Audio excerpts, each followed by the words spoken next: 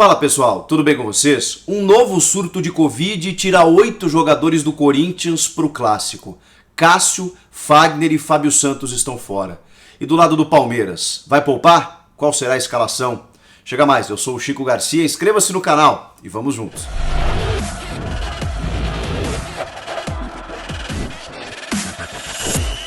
Então pessoal, até demorei um pouco para fazer esse vídeo porque eu precisava apurar todas as informações, saber quais jogadores o Corinthians teria à disposição, se o jogo iria acontecer, mas o Corinthians descartou qualquer possibilidade de pedir o adiamento, apenas comunicou à Federação Paulista no começo do dia, quando recebeu esses testes positivos, mas precisava da contraprova, né? Vocês vão lembrar por quê. Lá no jogo contra o Bahia no Campeonato Brasileiro, o Corinthians também teve mais de 10 infectados, só que em uma nova bateria de exames se descobriu que eram falsos positivos, e aí não havia nem tempo hábil para o Corinthians embarcar esses jogadores a Salvador e houve até um prejuízo técnico assim do clube naquele momento, por conta de um erro do laboratório. Então, até por precaução, o Corinthians fez novos exames, né, para receber o resultado e ter a real noção do problema. E realmente 19 infectados, 19 pessoas testaram positivo. 8 jogadores, 11 colaboradores, funcionários aí do clube que não foi divulgado aí em que funções exatamente. Mas são 8 atletas, 2 goleiros, o Cássio e o Guilherme. Vale lembrar que o Walter já foi negociado com o Cuiabá, então é o principal problema do Wagner Mancini, né? Ele tem à disposição o Kaique França, que recém retornou de empréstimo do Oeste, e o menino Matheus Donelli, que tem apenas 18 anos. Esses são os goleiros. As duas laterais, né? Fagner e Fábio Santos. E o Gustavo Mosquito também é desfalque, mas por um trauma no joelho. Então são inúmeros problemas que o Corinthians tem para jogar contra o Palmeiras na Neoquímica Arena, nesse clássico já na segunda rodada do Campeonato Paulista, às 7 horas da noite. Vamos lá, entre esses infectados, além do Cássio e do Guilherme, e dos laterais, o Fagner e o Fábio Santos, o zagueiro Raul Gustavo, os 2 volantes, o Gabriel e o Ramiro, e também o atacante Cauê, menino da base, que entrou nos minutos finais da estreia do Corinthians contra o Bragantino. E agora o Corinthians vai ter que entrar em campo com aquilo que tem à disposição, né? Eu até separei a lista de relacionados aqui, ó, os goleiros Kaique e Matheus Donelli. Lateral apenas o Lucas Piton, ou seja, na direita o Mancini vai ter que improvisar novamente o Bruno Mendes, já que o Michel Macedo já não faz mais parte do clube. Na zaga ele tem, além do Bruno Mendes que vai jogar de lateral, o Gil e o Gemerson, a dupla de zaga titular, isso é um alento, e o João Vitor ainda. No meio campo ele tem jogadores de uma lista de jovens, né, que foram incorporadas e que é permitido aí dentro do regulamento do Campeonato Paulista. Adson, Ângelo Arauz, Camacho, Cantilho, Casares, Gabriel Pereira, Luan, Matheus Vital, Matheus Araújo, Otero, Rony e Xavier. Entre os atacantes, o Antony, Léo Natel, Jô e Rodrigo Varanda. São esses jogadores que o Corinthians tem à disposição. Vou tentar montar um time aqui, né? O Kaique, acho que vai ser o goleiro, é um pouco mais experiente, a menos que o Mancini queira dar chance para o Matheus Donelli, que se fala muito bem realmente nas categorias de base, é um goleiro muito promissor. Na direita o Bruno Mendes, a dupla de zaga Gil e Gemerson, na esquerda o Lucas Piton. Até aí, né, essa linha defensiva não altera tanto, com exceção dos 2 laterais titulares, né? Vamos lá. A partir do meio de campo, Xavier, Cantilho, Vital, Casares, Léo Natel e Varanda ou Jô, se ele quiser começar com o Jô, pela experiência que ele tem em clássicos, ou dar mais uma sequência para o jovem que começou como titular, inclusive, na partida diante do Bragantino. É um problema que a gente está enfrentando, né? Inclusive nessa terça-feira a gente bateu o recorde de toda a pandemia no Brasil, né? Mais de 1.700 mortes. É natural, o futebol ele testa mais do que outros setores, então você acaba descobrindo mais infectados e não tem como você não imaginar que no futebol as pessoas não seriam atingidas também.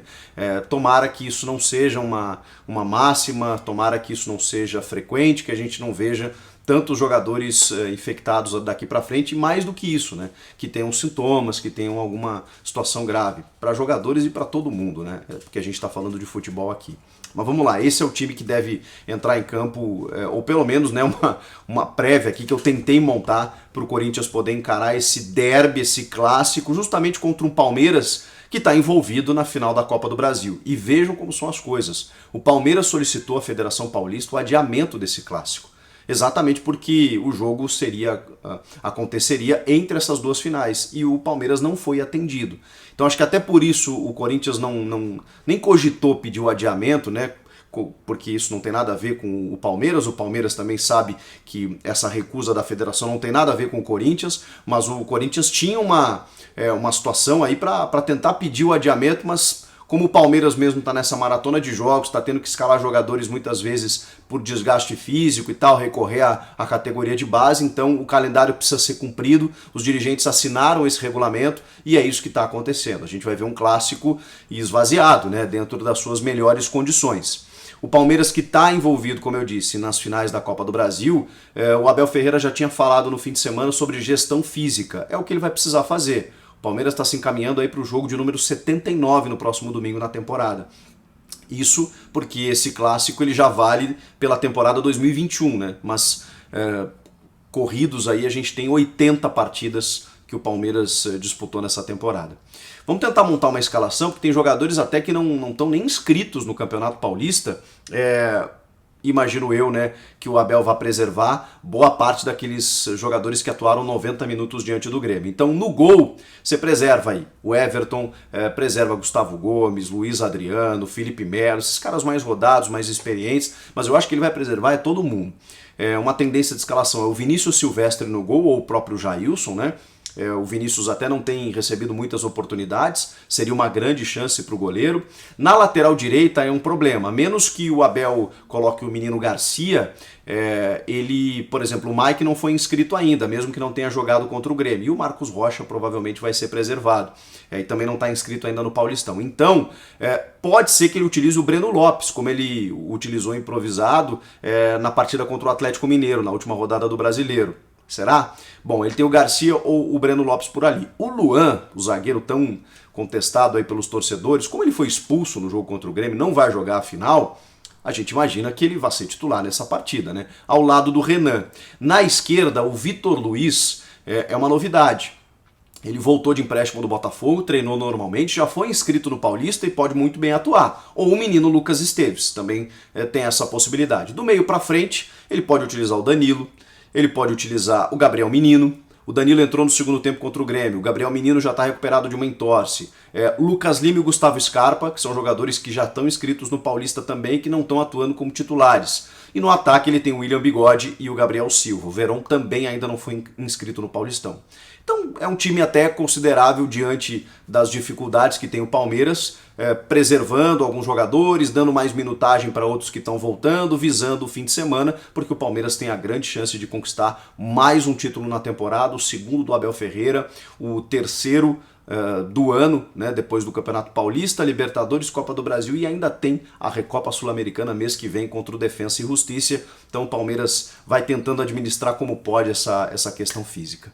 São muitos problemas, né, nas vésperas de um grande clássico, mas a gente vai estar acompanhando para ver de que forma as duas equipes vão se comportar e sabemos que a rivalidade ela equilibra muito as coisas. Um clássico ele mexe muito com os brios, né? Ninguém vai querer perder, mesmo que seja com problemas, mesmo que seja com dificuldades. O jogador que entrar ele sabe que camisa ele está representando. Então, mesmo que haja tudo isso que eu falei, todo esse cenário, eu tenho certeza que o clássico vai ser pegado daquele jeito. E você?